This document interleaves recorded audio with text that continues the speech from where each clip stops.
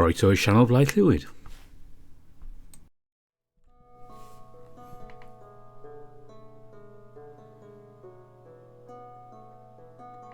And after a bit of a break, we are checking in at the Minotaur Hotel again.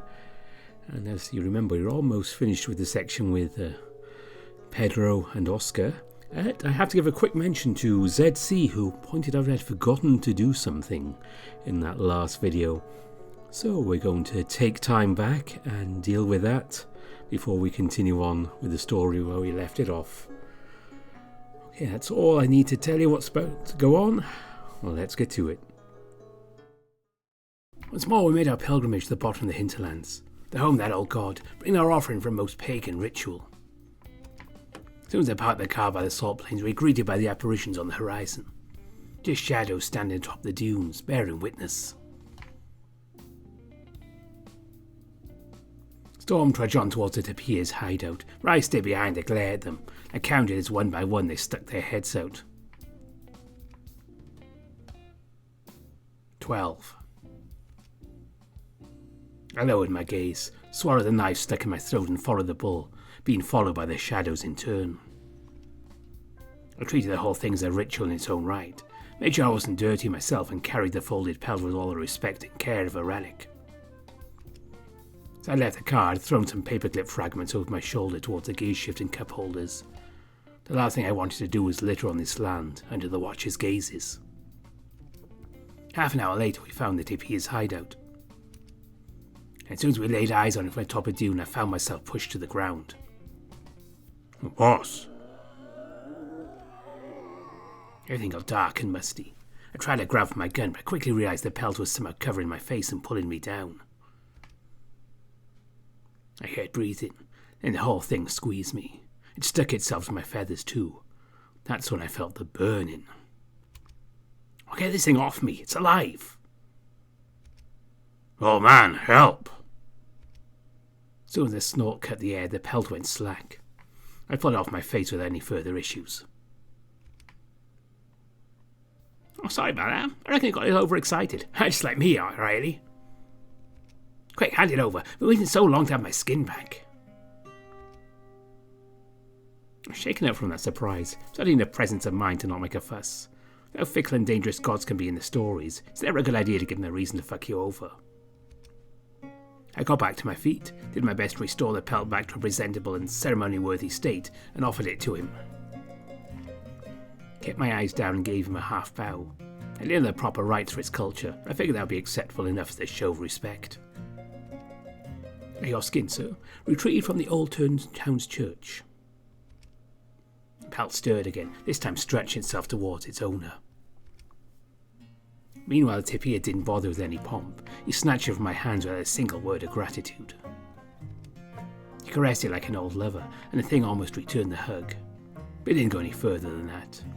After a minute of inspection, he folded the pelt and tucked it inside his robe. You did well, boys. Come now, sit with me, for I have much to tell you. We sat cross-legged on the salt, by dune and provided with some shade from the unyielding sun. The Tapir kept on hugging his old pelt beneath his robes, and I could swear it was moving around in response. Almost 100 years ago, a hunter captured me and took my skin away. Bastard didn't even bother trying to kill me. He knew I was no ordinary animal, thought only that kind of torture would banish me. Poured holy water over my head too. That's how my skull ended up like you're seeing now, burned to the bone. I'm a god, boys, and that kind of defilement, that rape, robs us of our powers, and at the same time releases curse upon curse out into the world. Now, would you believe that I've told you this story's been repeating itself for thousands of years? People who lived here before the arrival of the white man were just as ruthless as the hunter. They ravaged the land, each other, me as well. Burned the land to make way for their crops, killed and devoured each other in their wars, murdered and skinned my worshippers and I. I've lost count of how many times I've been defiled in that manner, only for a regretful young man or two to bring my pelt back to me. It's always the same story.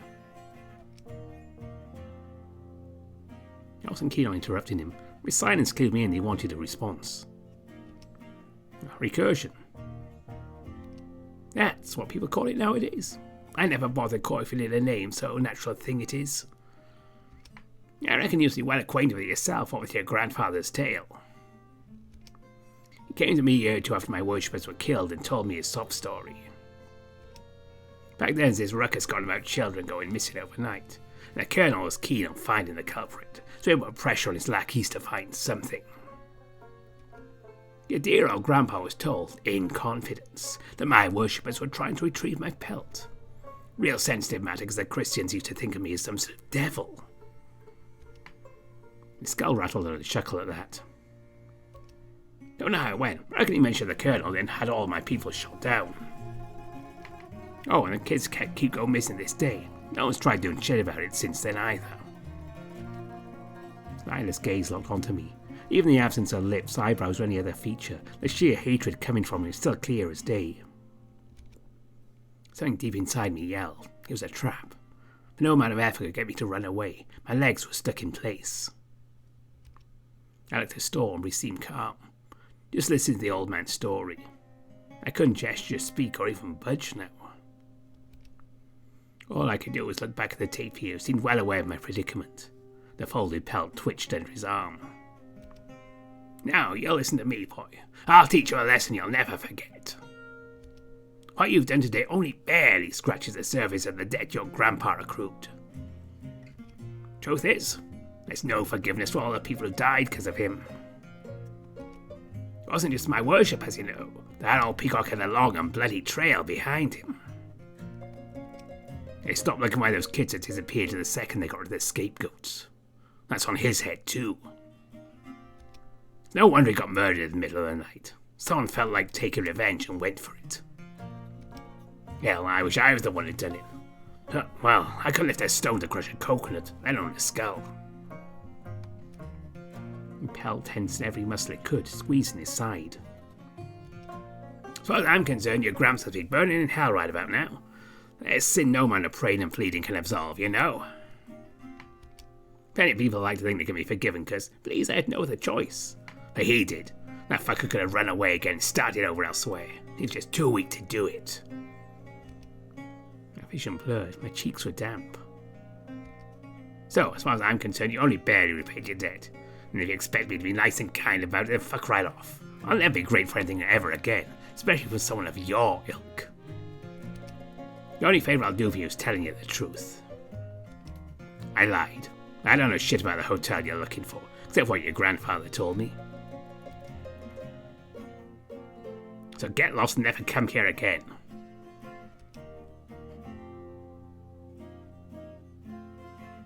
And you?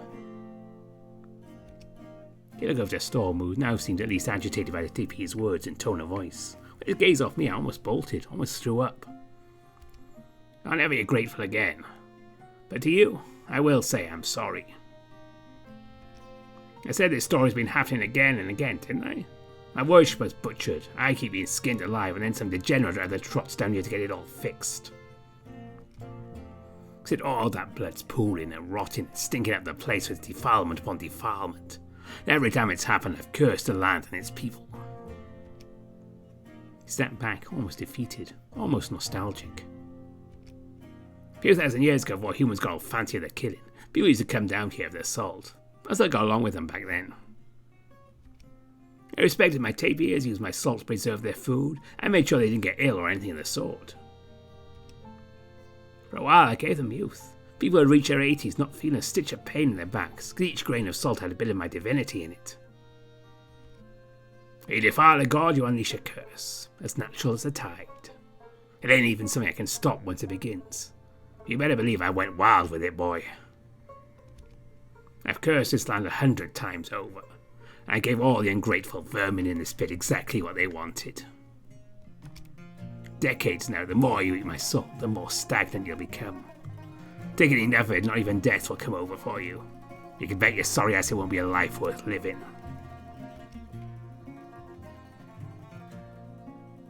I'm bitter as hell, kid. Even better than I've every human this hole keeled over and died. I think I could keep them alive and suffering was more worthwhile.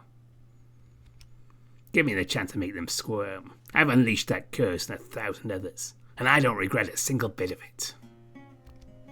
This is the real world, kid. Defilement upon defilement, all the way to the top. Then it all falls over and crushes whatever is involved, all the way down to the bottom. You, though. I'm sorry for you, only because you're inhuman. Still, if fucking over a dozen or so innocent people at the price what I did, I admit I never really cared. On the one hand, I feel sorry all my curses gave you a bad hand in life. On the other, mortals are all the same, so you can go and fuck yourself too. So here's what I'm going to do. With my pelt returned, I have some power again. I can dissipate my curse. That means no more stagnant salt and no more stagnant immortality. Actually, let me take it a step further. No more salt, period. I'll make sure it all seeps out of the ground. That way these humans can try growing some crops here for a change. You can be happy knowing you do me this service that did one good thing. One day, one damn fine day, this hellhole might be decent. That's going to take a while. Don't count on seeing it in your lifetime. Look around, there's a lot of goddamn salt. Rattle had a laugh and knocked his bony fist on hardened ground to his side. It wasn't a strong hit, but the salt cracked. But, sir, what if someone comes to you again? Oh, don't worry, you horny little head. I'm going to stick around for some other degenerate to come down here and skin me again. You see, the bird's grandfather didn't get all my worshippers killed. A few escaped. But time hasn't been kind, boy. There's only one left nowadays, just one. And he's dying now, even as we speak.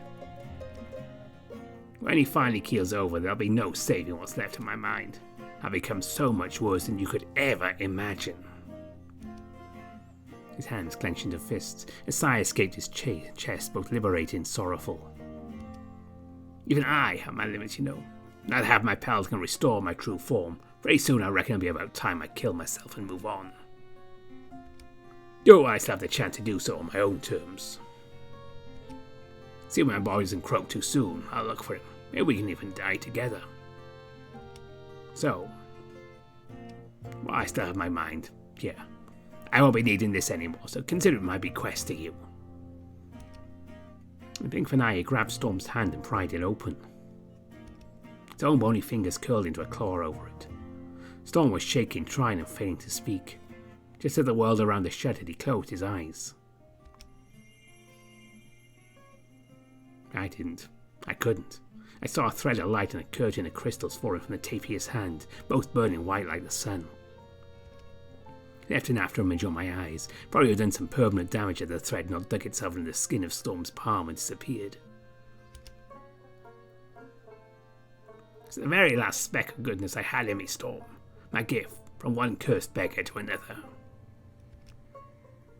Crystals which flowed from his hand clamped together into a rough, flower-like shape. As this, consider it a little treat. My purest salt. If you ever attempt a rite of any sort, use it, and you'll learn the true meaning of a miracle. His gaze turned back towards me, savage and wild like a beast about to tear another's throat out. And you, count yourself lucky. Were it not for the boy treating me like a person for all those years, I would have turned you to an arrowhead. If only your bloodline had been half as merciful to mine as I've just been to you. Hope you get your head smashed in just like your dear old Gramps. I sure as hell be awake to feel every hit crack in your skull, scrambling every bit of your brain to get into a mess on the floor. I was glad the spots obscuring my vision. I didn't have to meet his empty-socketed gaze. I hope your body doesn't have to rot and bloat on the river until it bursts apart at the seams. Being my birds is too good for the likes of you. My wish is that fish nibble at you until you're unrecognizable. I hope your family finds you. I hope they all die a death as horrible as yours. Not before spilling their rotten seed and spewing out a new generation of wretches, so their pain and disgrace may never end. May you live long to toil and cry out, but never for long enough to enjoy any fruit of your labour. May your lineage perish. May this world die with it. Fuck off. The world burst into a wave of white. Storm kept his eyes closed, but didn't have the same privilege. It burned like looking directly into 1,000 suns. Something in my blood boiled over.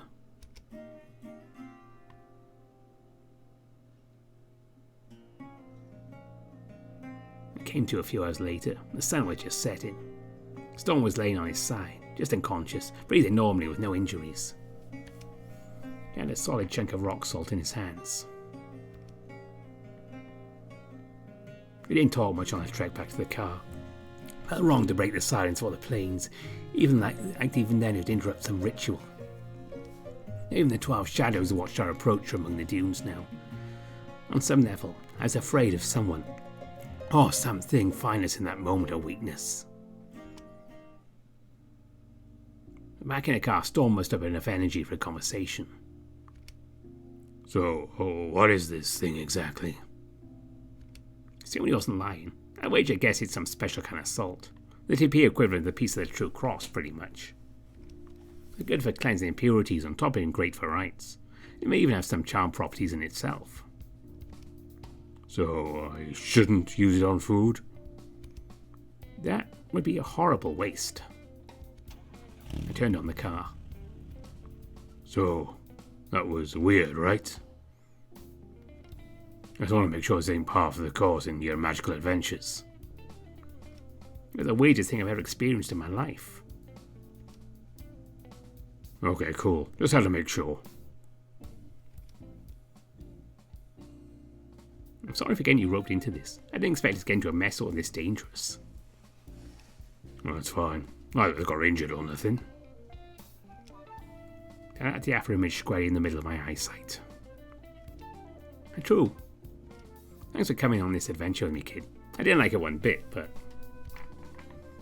Well, if what the old man said is true, we might have just uncursed the Hinterlands. Well, I'd say that was worthwhile. Yeah, you're right. I couldn't hide a smile. And with that, we drove off. Not before I stabbed myself with a paperclip fragment the second I reached the gear shift.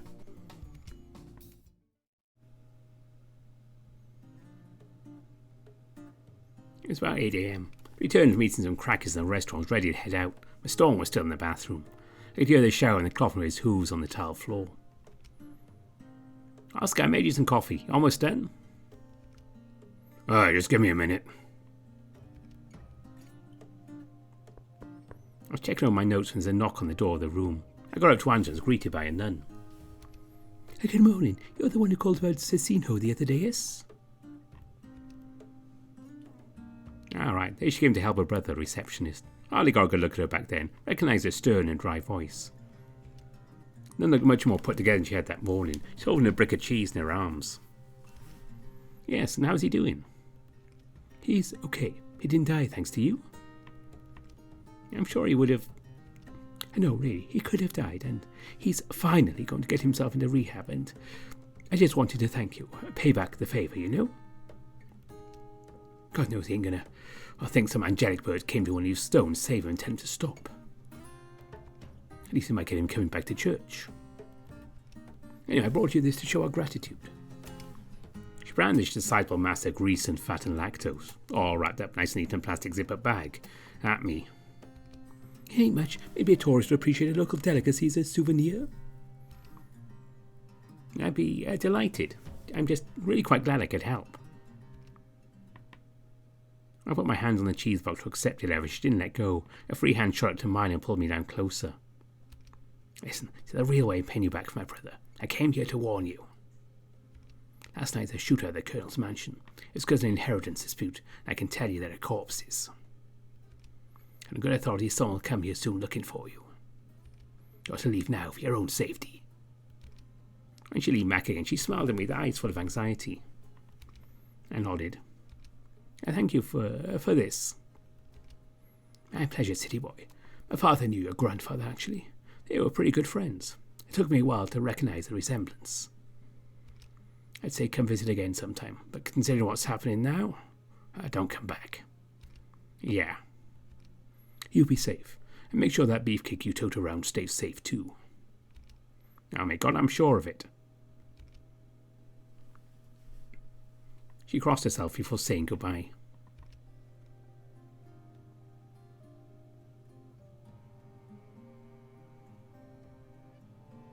I'm stormguard the bathroom. I shoving the big plastic bag block of cheese in my suitcase.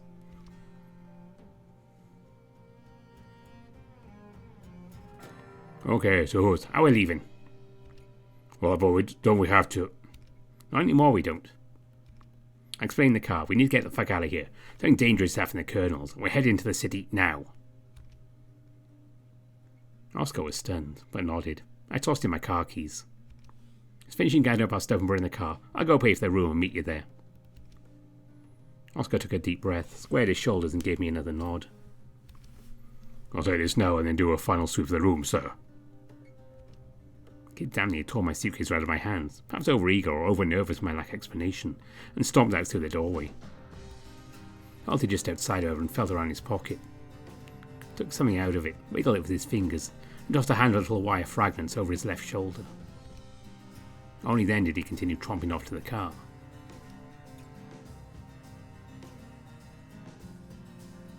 I'm proud of you, Oscar.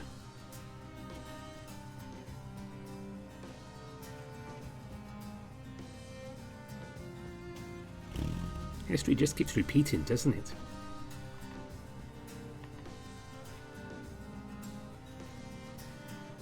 Grandpa tried escaping the Hinterlands years ago, and that's how he found the Minotaur Hotel. On that morning, I couldn't stop my heart from racing as I looked to the horizon, hoping it might reveal itself. There was nothing save the emptiness of that desert, stretching as far as the eye could see and dotted with the husks of trees long dead. I was almost panicking when we left Drowned Tapir with all the thoughts about the hotel running around. First thing I look at Oscar was enough to put everything in order. I knew exactly what to do and where to go. Our destination was my apartment. I never told anyone where I live, was careful with a fake address when I checked, so I knew we should be safe.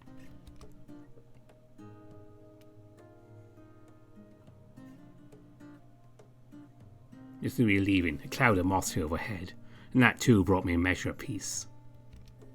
I stepped on the gas and tore through the last stretch of the Hinterlands.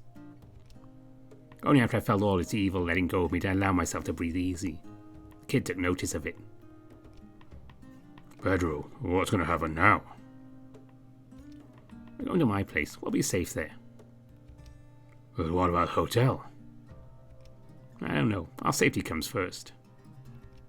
I'll figure the rest out later. He looked down and twiddled his thumbs. Was he sad? Shouldn't he have been happy to get out of that hellhole? Maybe his issue was not getting to say his goodbyes. You want to call your family? Tell them you're skipping town. He bit his lip. Oh, no thanks.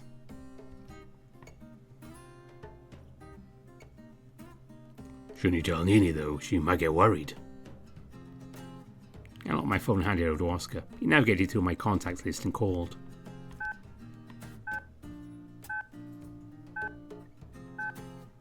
Hello? I didn't recognise the voice. I assumed it was one of the granddaughters. Hi, it's me. I was there about a week ago talk with Nini. Can I have a word with her for a minute, please?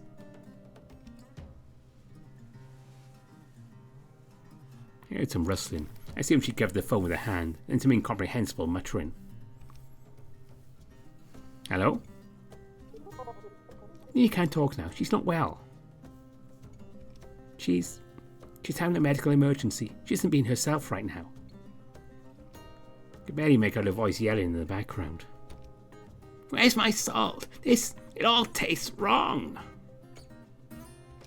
It burns. Everything is wrong. It's killing me. The pea is eating me inside out.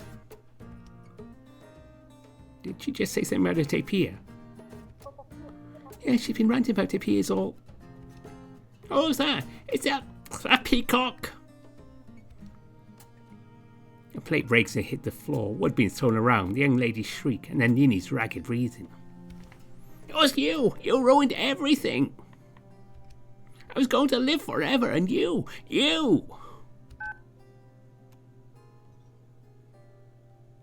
The call disconnected. What the fuck was that? I don't know. It smells real bad. There's no use in speculating about it now. But now we better focus on the road and then...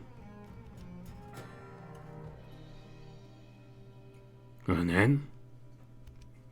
We can try again. I can plan another trip. Let's have to be more discreet next time. Maybe a month or two to let things settle down and... He?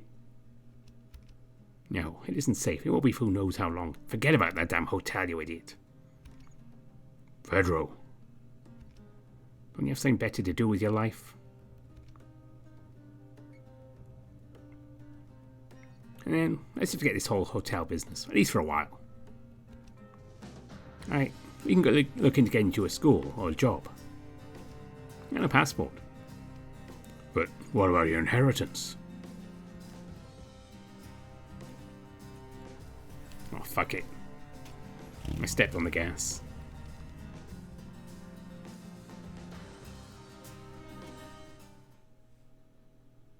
Chapter 16. Of all stars, the most beautiful. The Minotaur found himself in dreams where he conversed with that kingly man.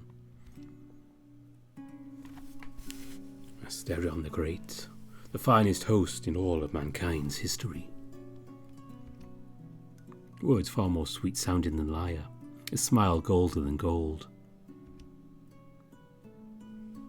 The master said it again, and this time the Minotaur found himself believing it. After all, was he not a good leader, a kind man, a worthy heir? In ancient words from a past forgotten, not one man, I think, who looks on the light of the sun would ever have wisdom like this. He felt a warmth upon his ears, as if the sun crowned his head and that light invited him to wake from slumber.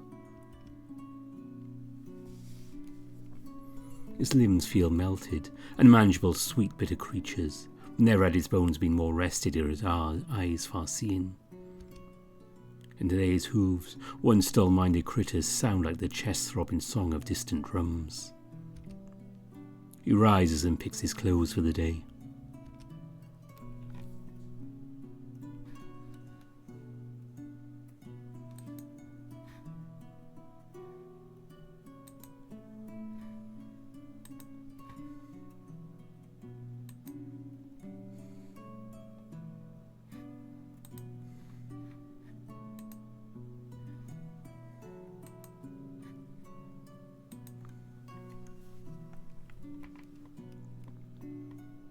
He goes out, expecting his soft-leading friend already to be up and brewing a fresh pot of coffee.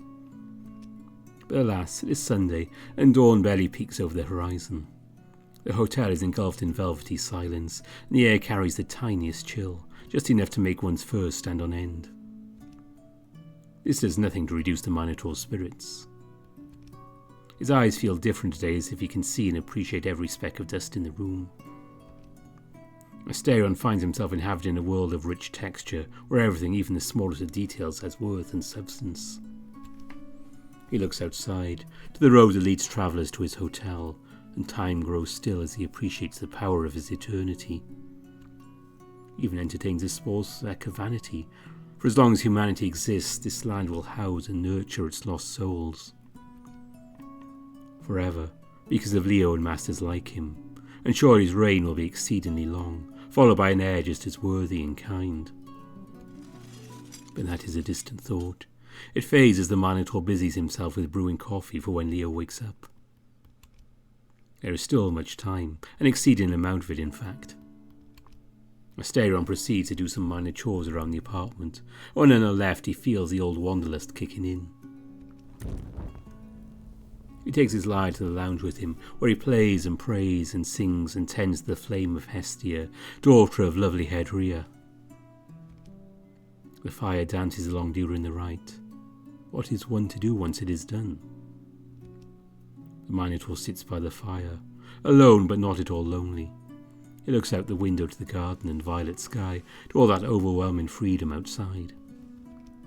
Freedom, galloping and wild, even in the confines of this prison realm. As much as this land can be engineered and contrived, he is free to do as he sees fit, and more than he's ever been in this long existence. Your flame, tender graces, fine-haired muses, what a fine lord rules over this labyrinth. So many came before who rained diamonds from their hands, yet Leo is the noblest by far. Open-hearted he gives and grants, but only what is welcome and never in excess. O Tithonus, if only Lord Zeus. He says no more, lest he commit blasphemy.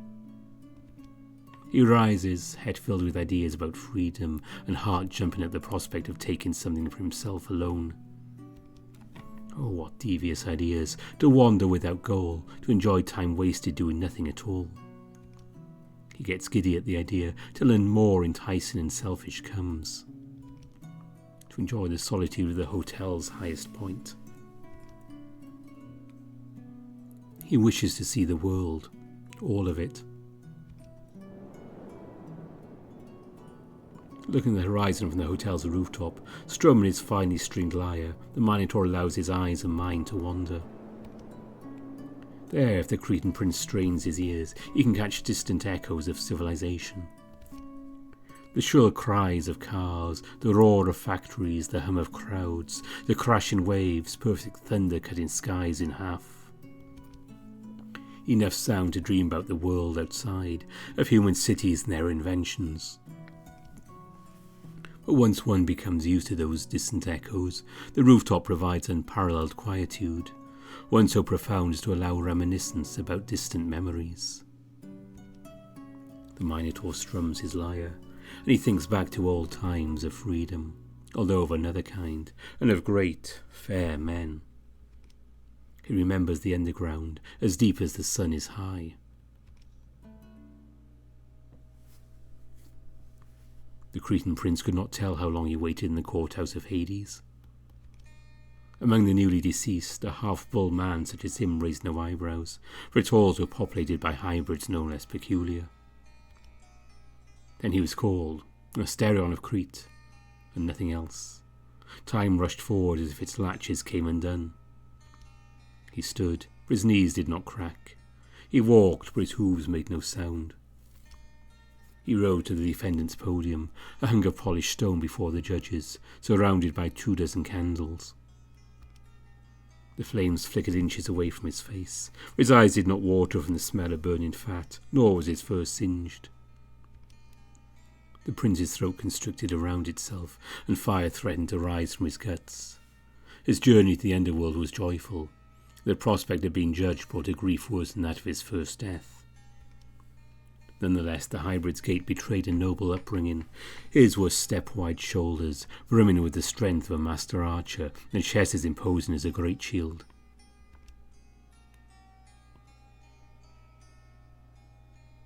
As much as the candles allowed, he bowed to the judges. Their combined gaze was like a barrage of arrows cutting through the night, soundless until they exchanged whispers. The judges' tanned skin and Cretan complexions were all too familiar. Their eyes unsettled him, as dark as the sea is deep, but glimmering with traces of starlight.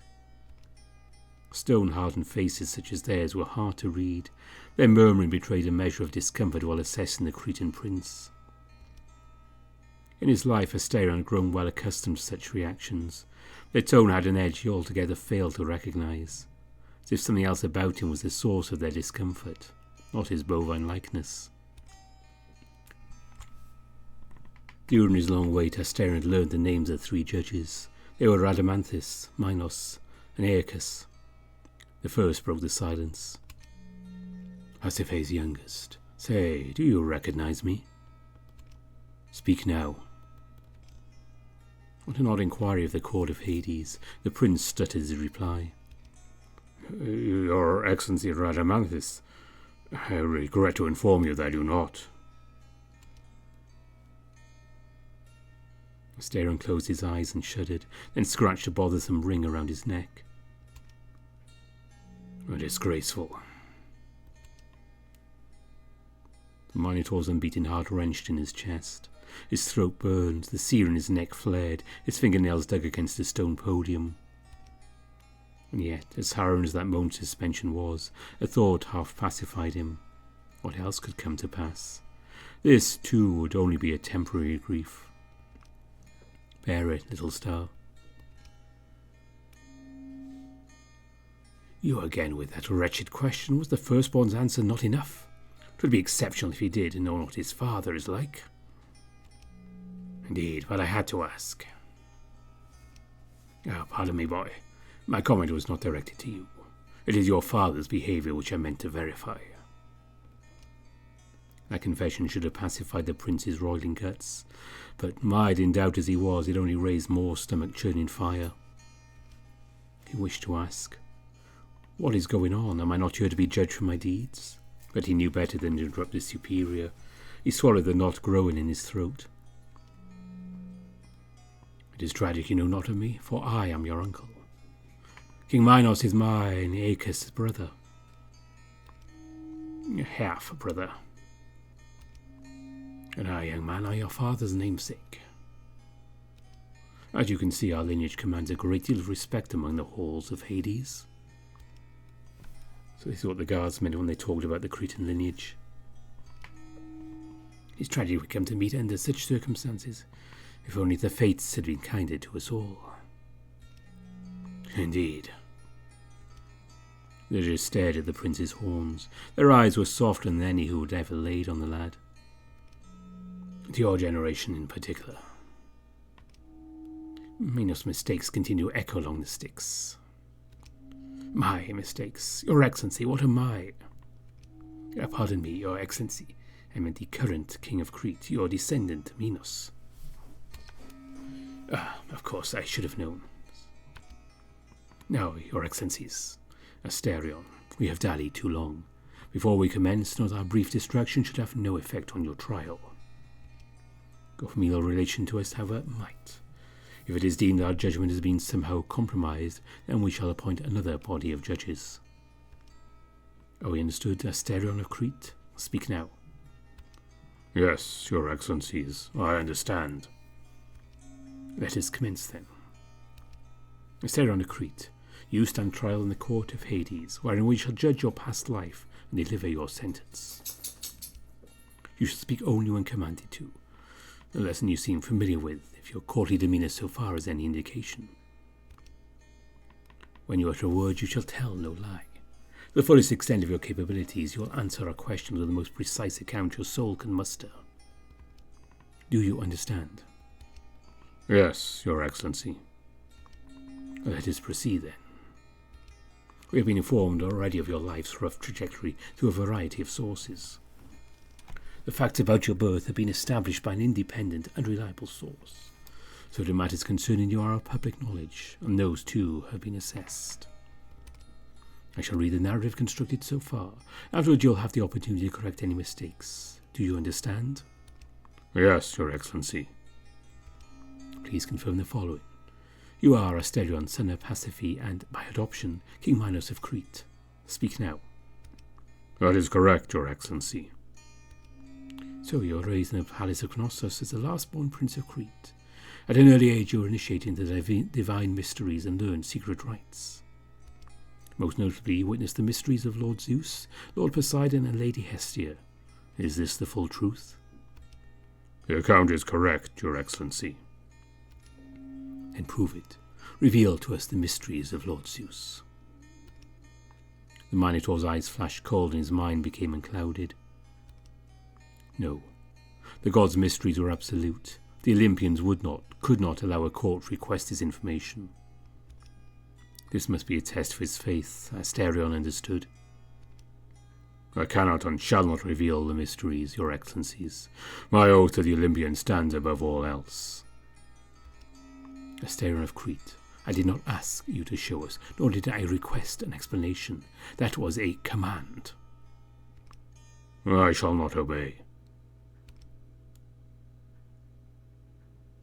Minos couldn't hold back a smile. Rhadamanthus meanwhile chuckled. "You are truly a son of Minos. Disgraceful as his choices may have been, he succeeded in teaching you to fear and respect the gods. Your Excellency Rhadamanthus, please take note that the defendant refused to reveal his rights. Let us proceed, Asterion of Crete. It was revealed you were exiled to the Cretan labyrinth shortly after an incident in the palace of Knossos. You are accused of cannibalism. While you were indeed exiled, there was no conclusive finding on the veracity of the claim, and no formal sentence for that matter. Answer now, Asterion of Crete. Did you consume human flesh? The Cretan prince's eyes were taken again by bone-chilling lucidity. The once meek prince spoke without fear or doubt. I did not, your excellencies. In which case you state here in our court the accusations levied against you were untrue. You were not a cannibal. Confirm the claim now. Asterion drew a breath. He spoke with a voice as clear as Poseidon's, his earth shaking. Your excellencies, the accusation is not entirely untrue. Proceed, defendant. State your account. I did not consume human flesh, but bovine flesh was mixed into my rations without my knowledge. I was but a child then. My sisters then informed my father, alleging it was cannibalism by technicality. And that was the reason you were exiled? I was told so, yes. I was not allowed into the throne room on this occasion.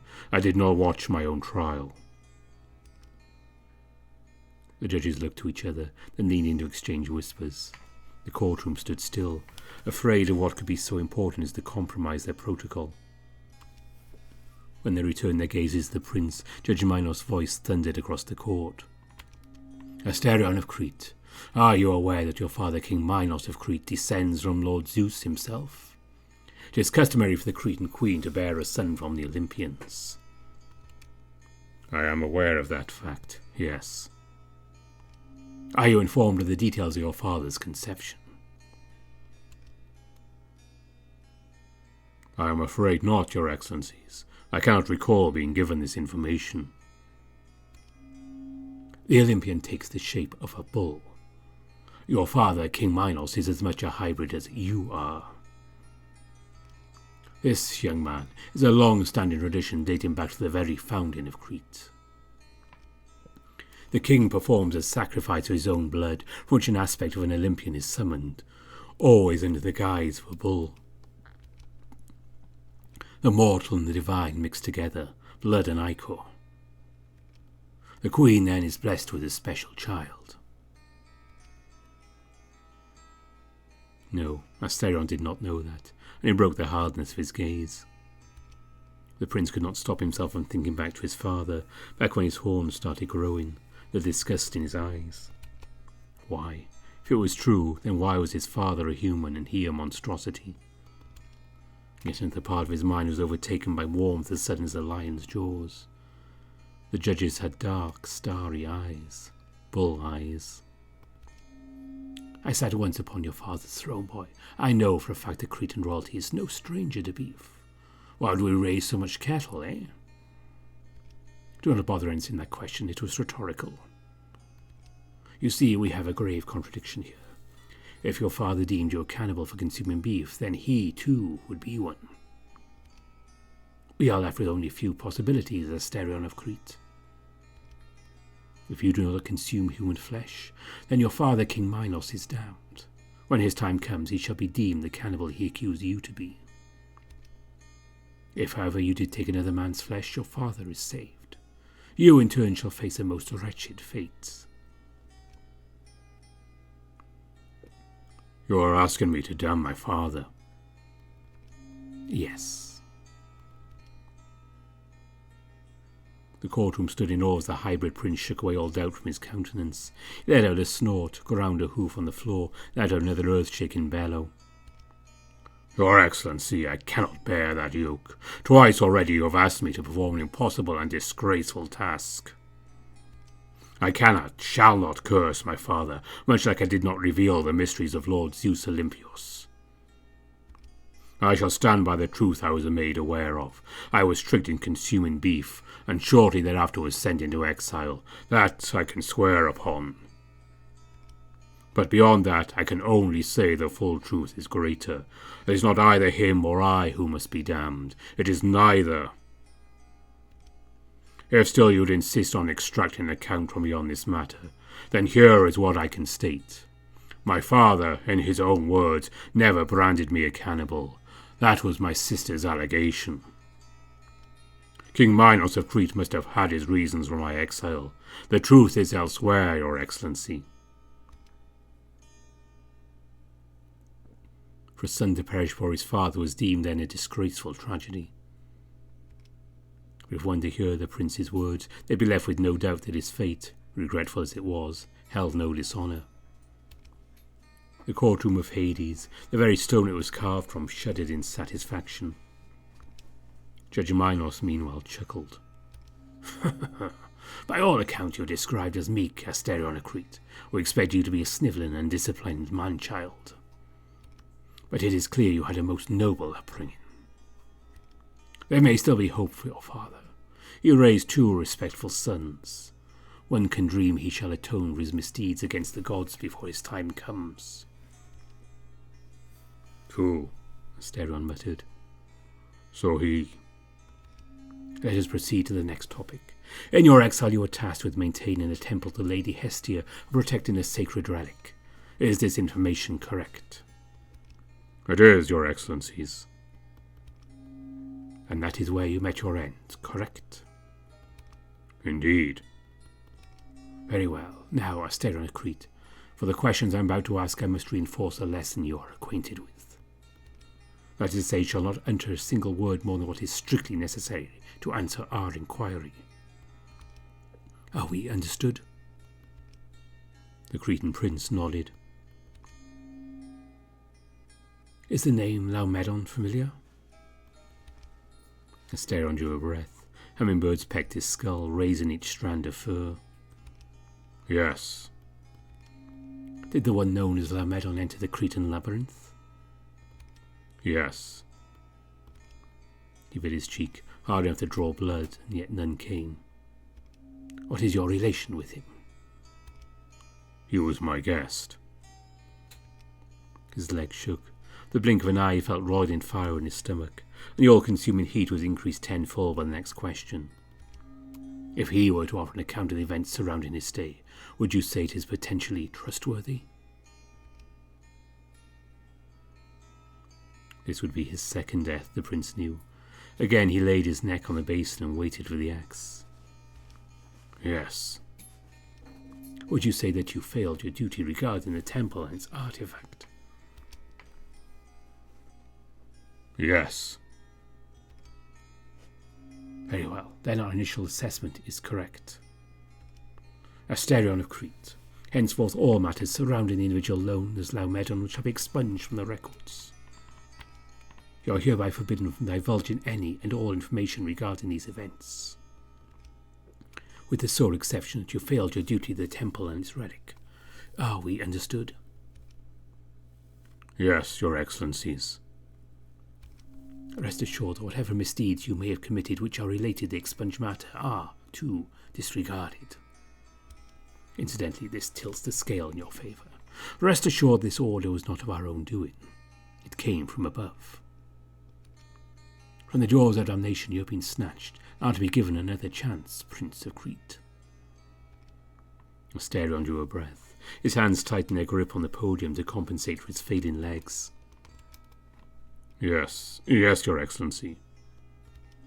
We proceed now. The narrative of your life is adequately constructed, except for the facts regarding your demise. It's been made clear in the preliminary assessment that accounts vary wildly. Is it true, Asterion of Crete, that you allowed a man, an Athenian, to take your life? That is correct. It is true you did not resist? Yes. Was your body stricken by illness? Were you incapable of fighting? No, your excellency. I was healthy and capable. I see. The judges exchanged whispers, but not for long enough to give the hybrid a moment of respite. Asterion of Crete, you shall provide us with a full account of the events, as well as the reasons for your actions. There is not much to say, your excellencies. I was told a Redeemer would come to release me from my shackles and wash away my disgrace. You have spoken of my father's misdeeds against Lord Poseidon, and the misfortune they brought. Mine were greater. I fear the god's wrath and what harm might inflict upon my people. A prince's failure can bring great tragedy to his countrymen. And besides, there was no place for me elsewhere. I led an empty life in the Cretan labyrinth. So when my Redeemer arrived, I chose to let him take my life there in the temple I guarded, with the artifact I desecrated. I did not fight. The judge's eyes narrowed as their brows furrowed. Minos readjusted himself, hunching over his podium. Asterion of Crete, one gifted with a lineage such as yours would, under most circumstances, receive great favour in our court.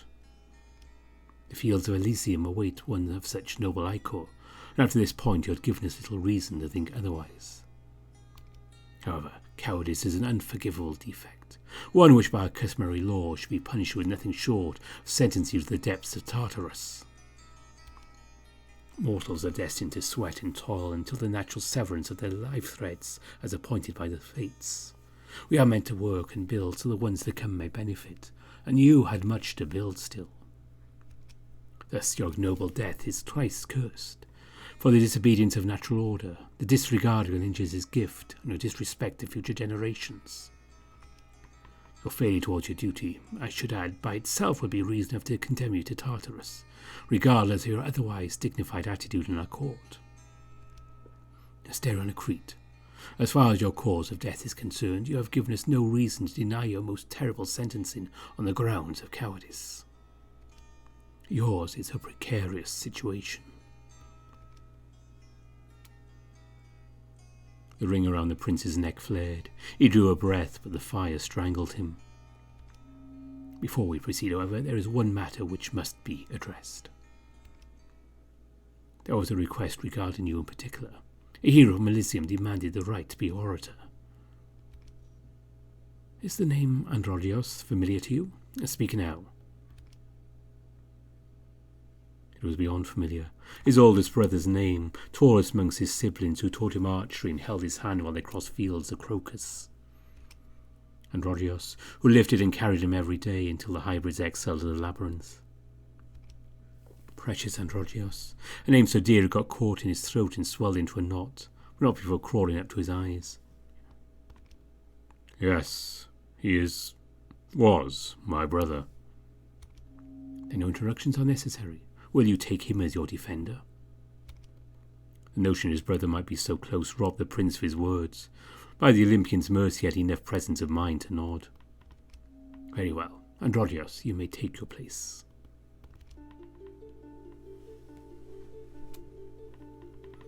He drifted in, radiant Androgeos, as dignified and peaceful as the moon's journey through the sky.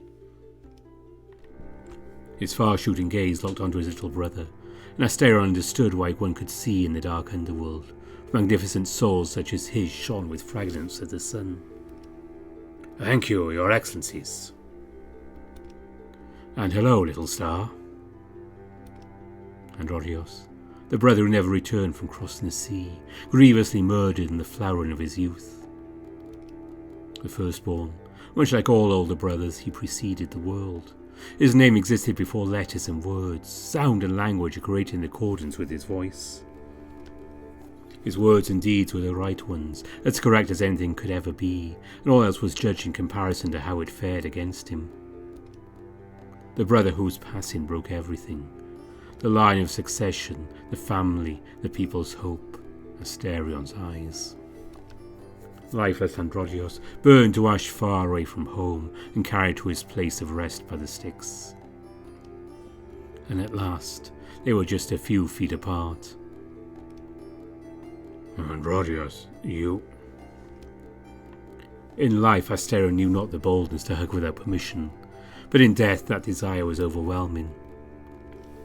He wanted to hold his brother close to his chest, hear the tall stories from his adventures, and know they existed now without pain. For a moment Asterion could believe that everything which once mattered was worthless. No, his brother never crossed the sea, he never competed among envious men, he never died by their hand. Asterion was never exiled to the labyrinth, no crime was committed and no redeemer had to come, no ignoble death happened. None of it was true, save that Asterion and his older brother stood close together once again, perhaps as they always did. There was no reason for fear or sadness, he knew, yet the Cretan prince's sight grew blurry. You aren't supposed to cry this early. You haven't even heard my speech. Lies. The prince was not crying. We'll have all the time to catch up once I save you, little star. Now don't worry, you made quite a mess, but I know you better than you know yourself. I'll show their excellencies just what kind of person you were and are. By the weight of my words and the value of my promises, it won't be long before we are walking away from here, my brother. Your excellencies, may I begin? Proceed. Very well. I watched his trial from the sidelines, and so far has established 3 central points. The first is that the defendant, Asterion of Crete, led a respectable life overall. He was an honourable youth who was initiated in many mysteries which he refused to reveal here, as expected from one who knows their importance. I can independently attest he was no cannibal. Indeed, 'twas our sisters who tricked him into eating beef. Do note that when given the chance to save himself by damning our father, he denied the opportunity. This, too, speaks volumes about my brother's character. And while many facts were expunged from the records, in my preparation for the trial I was made privy to them. And they left no room to doubt that Asterion was, and is, as fine a worshipper of Lord Zeus. This is the central fact of this trial. Asterion of Crete's conduct in life was, overall, exemplary. The second point is that, despite his honour, Asterion did fail his duty, which presumably incurred the wrath of the gods. The third one is, of course, his supposed cowardice in the face of death. These 2 points stand against the defendant indeed. But I shall proceed now to extinguish both, thus securing him only the finest afterlife in Elysium. And now let us begin. It is true that Asterion of Crete did not struggle against his murderer. One would be forgiven then if they believe this is a case of cowardice. However, the truth is a bit more complex, more than the defendant realizes.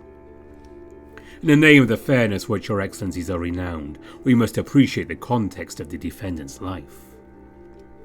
I called him my brother just now. To be more precise, by blood he would be my half-brother. King Minos of Crete, my father, earned Poseidon's wrath. I am told this is the source of the curse which afflicts my mother Pasiphae, daughter of Helios. You see, my father was meant to sacrifice a bull sent to him by Lord Poseidon, but instead added it to his herd. That bull was Asterion's sire.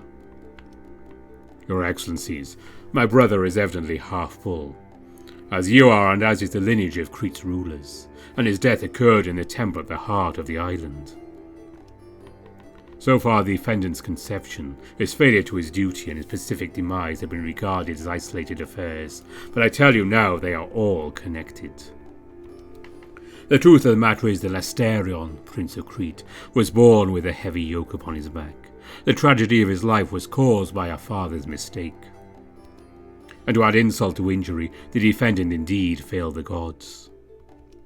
Now tell me, your excellencies, what must one do when the wrath of Olympus is incurred? Please answer my question. It is simple, Androgeus of Crete. The mortal must offer a sacrifice. Indeed. Tell me then, what finer sacrifice than the bull of blessed lineage, one descending from Lord Poseidon's gift, and a willing one at that. Note the circumstances of his death. His thread was cut by a holy artifact in a temple where sacrifices of cattle were performed.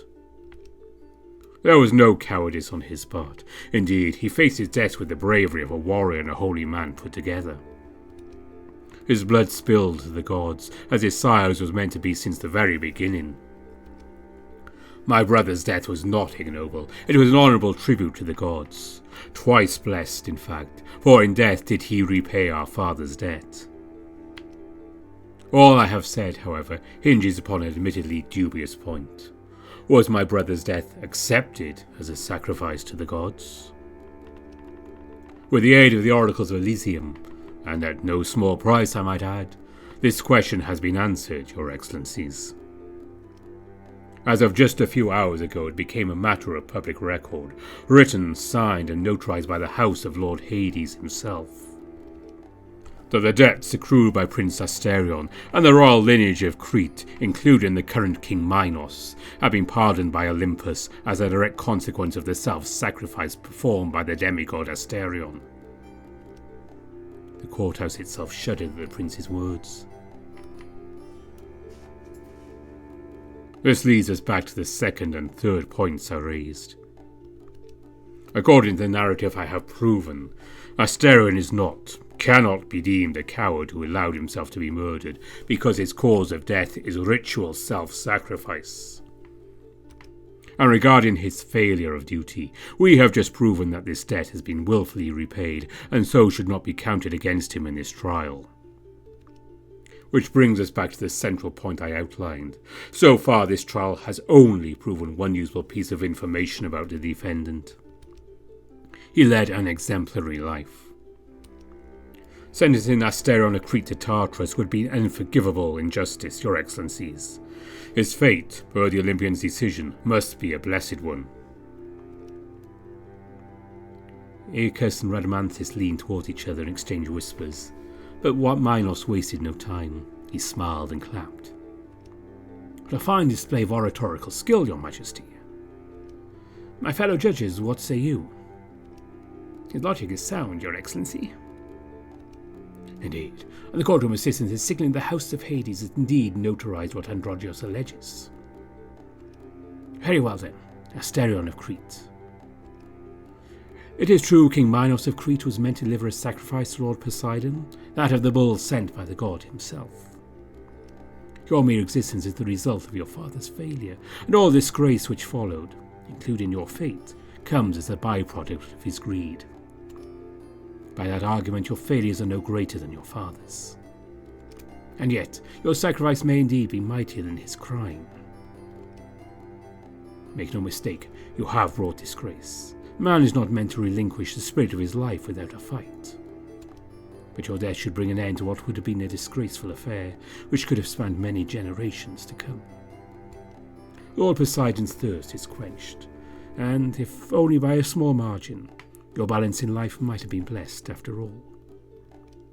There is more to discuss, however. Beyond your initiation into the mysteries, I see that yours was a pious life. Androgeos, would you care to testify to this?" "Surely, Your Excellency. My brother was a dedicated worshipper of Lord Zeus by means of offering hospitality, and Lady Hestia through the maintenance for a temple. There are few mortals who follow their teachings with such respect and care. Asterion must not be punished. It would be an insult to Lord Zeus himself, would bring unending disgrace to whoever would be responsible for such a thing. It's true Lord Zeus protects those who respect the full customs of hospitality. It would seem the defendant left nothing to be desired in this regard. In fact, it would seem 'twas a guest to infringe upon this custom, to the detriment of the defendant. In that case, if my fellow judges have no other matters to raise, then we may proceed with the sentencing. The truth of the matter is clear. Asterion of Crete seems fitting with the Asphodel Meadows. Indeed, neither curse nor steeped in heroism. A mediocre soul. Very well, if there are no further objections. Your Excellencies, with all due respect, I object. There is one matter we have not touched upon. So far have you judged my brother with eyes aimed at his defects, perhaps influenced by the manner in which he perished. I tell you that Asterion of Crete, a prince in blood and spirit, holds a great deal of heroism. His destination, I dare say, must be among the thrice-blessed souls of Elysium. Your Excellencies would allow, I shall present the case in his favour. Oh, by all means proceed, Prince Androgeos. Let us witness the Cretan gift of speech. An Elysian such as you may achieve victory even here. I am most grateful, Your Excellencies. There is no doubt in my mind that we shall find the perfect truth on the matter of Asterion's valour. Hereby I propose that Asterion of Crete, my brother by blood and love, is deserving of Elysium's grace. He has, after all, heroism in his chest. I shall prove my statements with true tales about his life. You see, my brother is a humble man. He failed to mention the important aspect of his religious duties. Did you know, perhaps, what role he played in our rites? No, that information was not made available to us. He was a centerpiece for our worship, Your Excellencies. Every year since his third winter, our father would bleed him and distribute the diluted fluid to aid farmers. His fluids have remarkable qualities, Your Excellencies. Blood and ichor mixed together, befitting of a demigod. It was a wonder to see. His fluids were capable of summoning life in the blink of an eye, and fish would flock to him if he so much as immersed his hooves in the sea. It is no understatement that Crete's finest harvests are in large part thanks to him. Is that right, my brother? Yes, Androgeos. I remember those occasions very well. An honourable man, if ever was one. But you have committed a mistake, Your Majesty. Astarion's participation in such rites bears no relevance to the matter of hand. Elysium, as you know, is meant for a braver breed of heroism. To reward the fine men, bearers of virtues such as might, prowess, and strength, whose accomplishments have been elevated to the level of legends. Oh. Well, Asterion did perform one heroic feat which fits that bill. You see, shortly after my passing, a band of centaurs rampaged through the Cretan countryside. I was made aware of it thanks to one of their victims, who relayed the tale to me. My father's forces were too busy dealing with my passing to dispatch the necessary combatants. Without anyone else to turn to, a priestess ventured into the Cretan labyrinth and convinced my brother to venture out. Although I did not witness it myself, seeing as I am dead, I know he vanquished the centaurs and restored peace. Now that, indeed, is close to the heroism of Elysium houses. So how many witnesses saw this event? Excuse me? Witnesses. Perhaps you're not familiar with this procedure, Your Majesty. Your passing was a very public affair. A Cretan prince, heir to the throne, whose victory over the Athenians was so humiliating they cut your life short. Yours was a death with hundreds of witnesses, elevated legend as soon as it occurred. Today, lyre players sing of your accomplishment. But this, killing a few centaurs, that's nowhere near the same level, and if you cannot point us to a few dozen witnesses and accounts, then I'm afraid we must reject your allegation. It's Asterion. Do we have witnesses? No. There is one, but all of it was kept a secret. I was not allowed to leave the labyrinth, as she swore secrecy. And so we must assume this is but a footnote, an irrelevant feat of heroism, and fitting of being preserved. Now, if there are no more objections... Asterion of Crete, is there something you would add?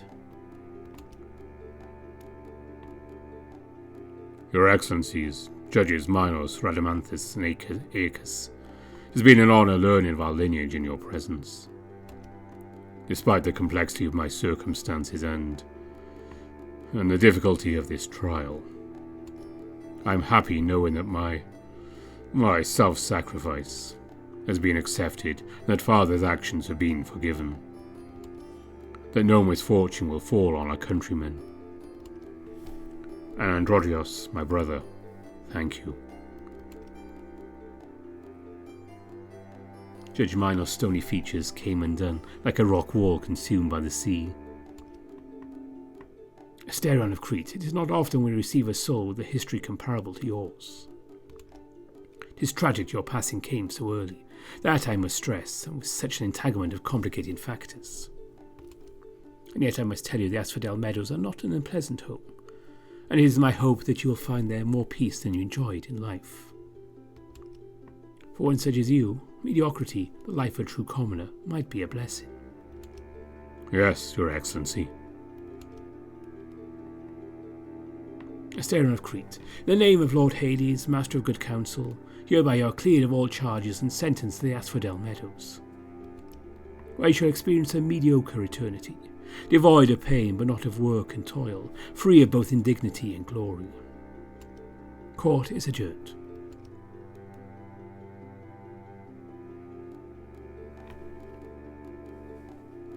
Even in that dark realm where souls feel no warmth or touch, the ghosts cling to the rituals of the living. Devoid of all physical sensations, the two siblings crashed together and hugged. But this time it was the youngest who raised the oldest from the ground. The living mourn death, but the denizens of Hades welcome it for the dear friend it is.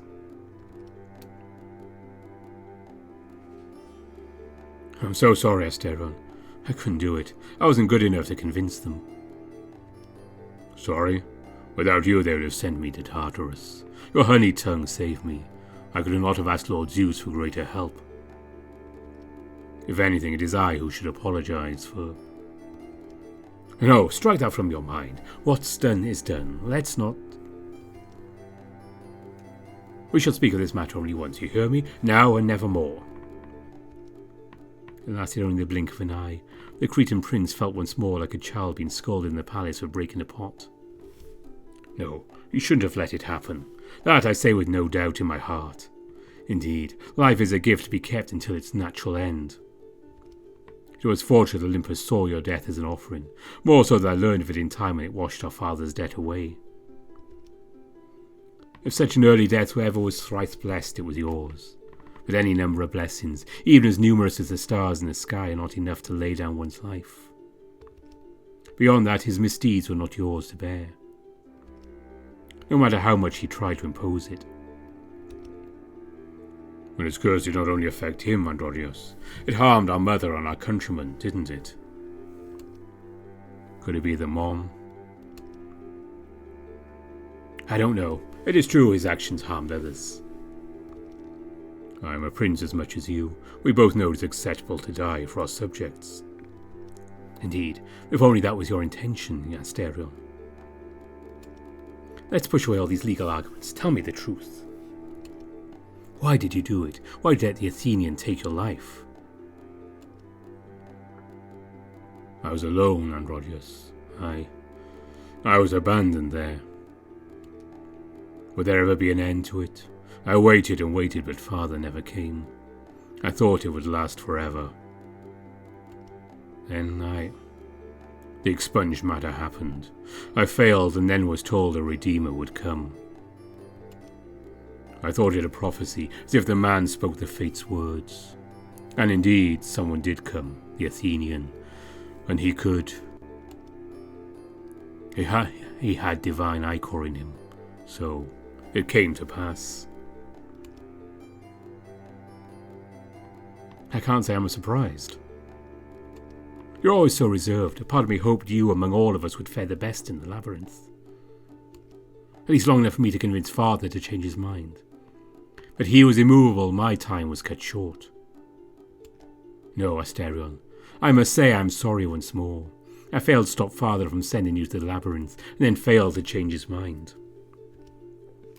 In truth, I don't know if I would have fared better in your place. The Minotaur felt tears welling up in his eyes. But no, he did not cry, no matter what Androdius might have said later. You know, life in the Asphodel Meadows is not unpleasant. In truth, it is quite tolerable. There is no indignity there, but you'll have to work just as hard as any farmer or soldier would. I'm not afraid of work. The Olympians made me strong to bear a yoke no human could. On my way to the court, I talked with some guards. They told me I'd be welcome among their ranks. A guard? No, Phronius will be happy to hear that. I'm sure our relatives, the judges, will appreciate the news. Yes, there is no doubt. You would find a welcoming but strict profession amongst the guards of the realm. But will we be able to see each other? We've only just... Under most circumstances, the answer would be no. Souls are not allowed to cross from Asphodel to Elysium or vice versa. But I can. It's a special privilege of winning the most recent athletic contests of Hades. So, for the foreseeable future, I may cross over. My privilege won't last long, perhaps a year or two. If you become a guard, then you might get stationed in Elysium, and then... Androdius kept on talking. He wove a plan most detailed, who they should approach, how his younger brother should perform, the official and the unsaid laws governing the dead. Asterion listened to his brother's honeyed voice, its thoroughness and clarity a comfort. The Minotaur's eyes teared as he realized he could love this land, the realm of Hades.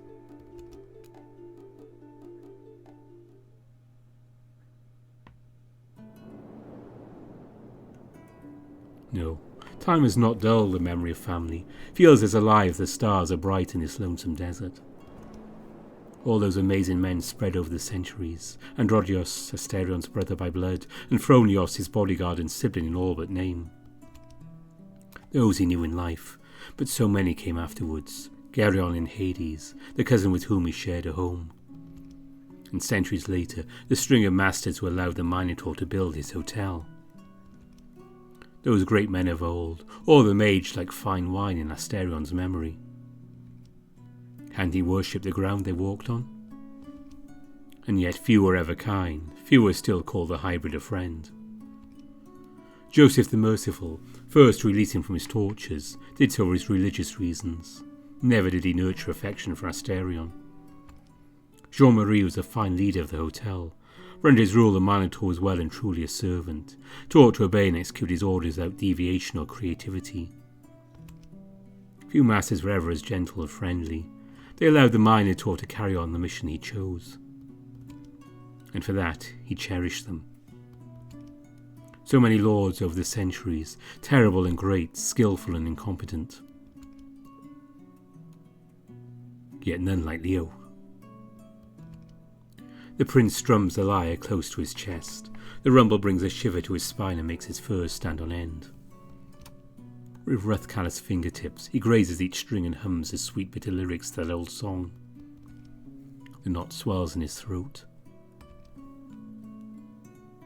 In all of those centuries, had any man, master, employee or guest, looked at him like Leo does? His words are more sweet-sounding than the prince's lyre. His hand gives only what is fair and kind in the rightful measure. His touch, oh muses, what ideas it gives!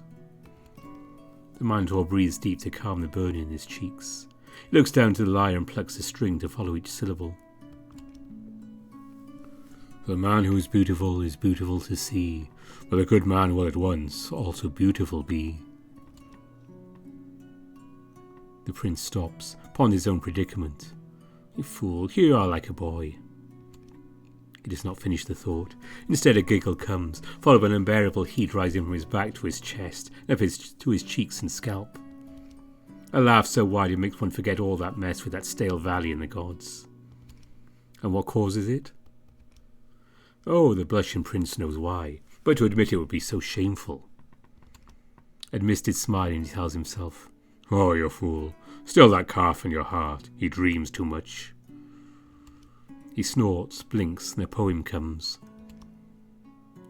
You're still a blustering calf at heart, you fool, too ready still to, with abandon want, too full of expectation, full of dreams. He thinks back to Leo, and the calf jumps to his hooves as though coming to military attention. It kicks the ground until he thinks and longs again. The prince sighs and hugs the lyre. Around such a man. Is this what freedom is? He imagines wild scenarios. Where will they be in 5, 10 years? The two together leading this prosperous and dear hotel. And a want swells in the prince's chest, warm and rowdy, hard to put in words, harder still to swallow. He tries to pluck the strings, but his fingers and limbs all feel out of place. A lightness within sends a nervous writhing to his hands and shuffling to his hooves. Open his mouth only leads to unfinished sentences as hummingbirds tickle the back of his head. All words fail. And why? It's embarrassment, he knows, and the reason is clear too. But he pretends to look away from it, to spare his cheeks from redness. Amidst all the turmoil, there's one rock to which he latches, the closest harbour to what he really desires. He thinks back to that velvety night, just before playing his lyre in the lounge and the hug they shared. Just the memory of it drops his shoulders and slows his breath. The man's grasp at the small of his back, squeezing, and the warmth of their breathing mingle together. It stirs thing in him. Desires and words, so much the Minotaur finds himself praying a new chant. I want. He strums his lyre, and the briefest moment he thinks with the mind unclouded. All of his long existence is laid bare. I want. If a gadfly buzzes at the back of his mind, it is quickly driven away. Or at least it no longer drives him away in a frenzy. There is an anchor now, and more to life than gadflies. The shallowness of breath, as if to breathe is forgotten in the fog, persists.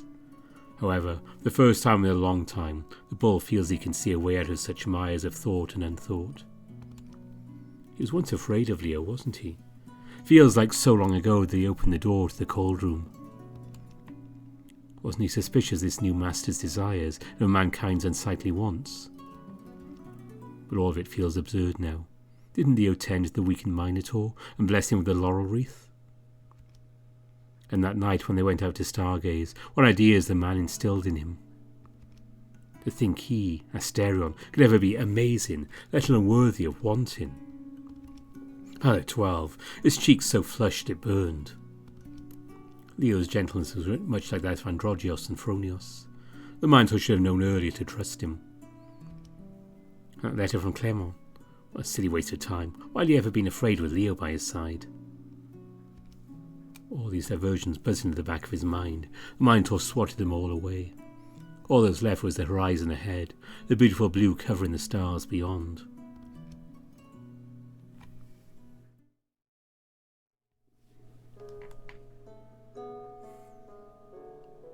And there we go. That was the latest installment from Minotaur Hotel.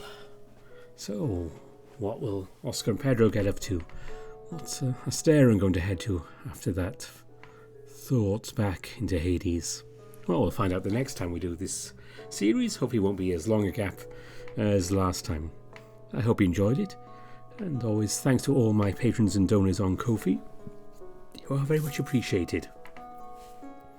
And my top tier Arth patrons are Andy Peng, Mohammed Al-Zamel, Aaron Fox, Exac, Monolay, Evan King, Marcus, Cindy Dragowolf, Kopi, Spiderling, Grizz, Dissonance, Anubis Silverwind, Ida Corval, Tiger Cub, Brian Hall, Bastion, Mark Huskerton, Vesuksu, Gobers Visser, Kartek, and Burnt Toast.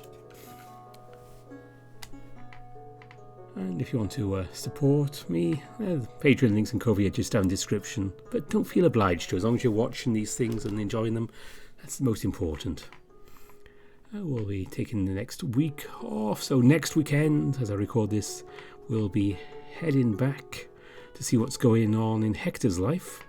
As yes, we're finally back with Tennis Ace, a bit of a break from that one as well. So we'll be catching up with how he and Shuichi are. And there's a few more things coming, nothing new coming in the next month. Apart from there will be a special ghost story for Halloween. I'll be doing that right at the end of the month. So, things to look forward to in October. And there'll be a poll out for one of those VNs as well. I'll let you know what it's going to be when I'm ready to make the poll. Hope you take part in it. But that's it. Bye for now.